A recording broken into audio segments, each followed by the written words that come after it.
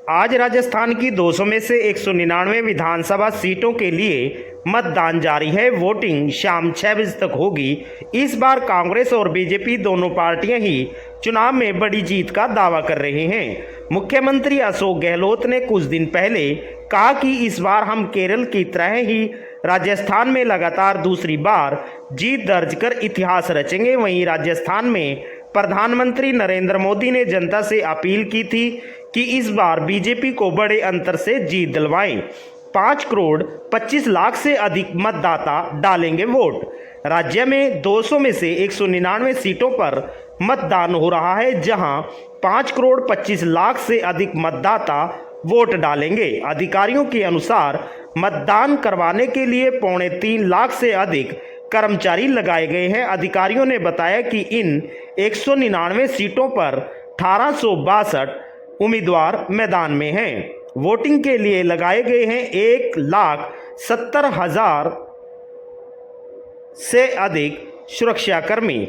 मतदान प्रक्रिया सुचारू शांतिपूर्ण ढंग से करवाने के लिए 1,70,000 से अधिक सुरक्षाकर्मी लगाए गए हैं, जिनमें राजस्थान पुलिस के 70,000 से अधिक जवान, 18,000 Rajasthan home guard, 2,000 Rajasthan border home guard, अन्य राज्यों जैसे उत्तर प्रदेश, गुजरात, हरियाणा, मध्य प्रदेश के 15,000 होमगार्ड और RAC की 120 कंपनियां शामिल है। देखिए, हम लोग तो मिलकर चुनाव लड़ रहे हैं। कोई भी एक व्यक्ति ना तो चुनाव लड़वा सकता है, ना चुनाव हारवा सकता है, ना जितवा सकता है। पूरा टीम एफर्ट होता है और हमारी पार्टी में हम लोग कलेक्टिव लीडरशिप में काम करते हैं।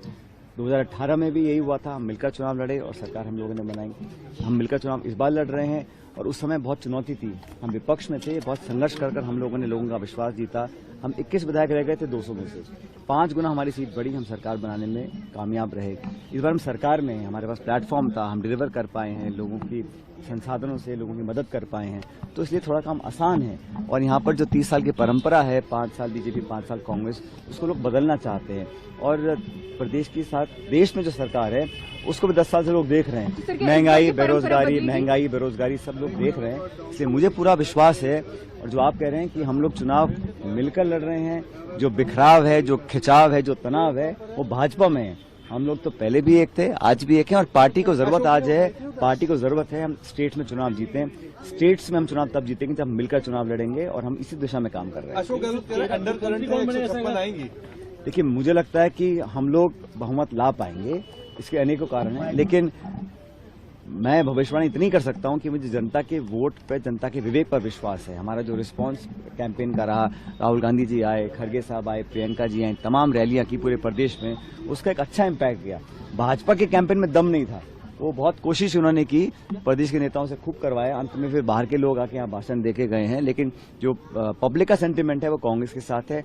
रिस्पांस हमको मिला वो बहुत पॉजिटिव है और हम लोग पिछली बार से ज्यादा बहुमत ला सकते हैं, ऐसा मैं मानता हूँ। प्रधानमंत्री ने आपका नाम लेकर भी कई बार कहा और खासकर कई सभाएं प्रधानमंत्री ने की। मुझे खुशी होती है अगर केंद्र के जो नेता हैं भाजपा के, यहाँ पे आके अपनी रिपोर्ट कार्ड पेश करते हैं कि उन्होंने कितना 10 साल में काम किया, राजस्थान प्रदेश को क्या विशेष परियोजनाएं दी हैं, राजस्थान को स्पेशल स्टेट का स्टेटस दिया है, इन्वेस्ट किया है, हमारे को हमारे अधिकार का पैसा भी तक नहीं मिला है। तो राजस्थान के लोगों के बारे में अपनी रिपोर्ट कार्ड प्रस्तुत करते, अपना विजन प्रस्तुत करते। हम लोग बात करते हैं नौजवान की, किसान की, बेरोजगारी की, महंगाई की, शिक्षा की, चिकित्सा की, सड़कों की, उसकी चर्चा नहीं करना है। तो वो ध्यान भटकाने के लिए इस प्रकार के मुद्दे उठाते हैं और मैं समझता हूं कि ये जनता समझ रही है कि वो माइंड डाइवर्ट करने के लिए इन बातों को करते हैं और बजाय इसके कि इशू बेस्ड पॉलिटिक्स। इचरज कंवर चोमो हाउस में रहते हैं। हाँ। 1957 से चोमो हाउस में है। 101 साल। 101 साल। कितने चुनाव देख लिए इन्होंने? जब से आजादी के टाइम से। और आज भी पैदल चल के वोट डालने आई। पोलिंग बूथ तक तो कार में लाए, बाकी तो पैदल चल के जा रहे हैं। इसीलिए कहा जाता है महापर्व है ये, लोकतंत्र पर्व है, ये राष्ट्र का सबसे बड़ा पर्व है। राष्ट्र बेटा वोट अच्छी रखे। हाँ।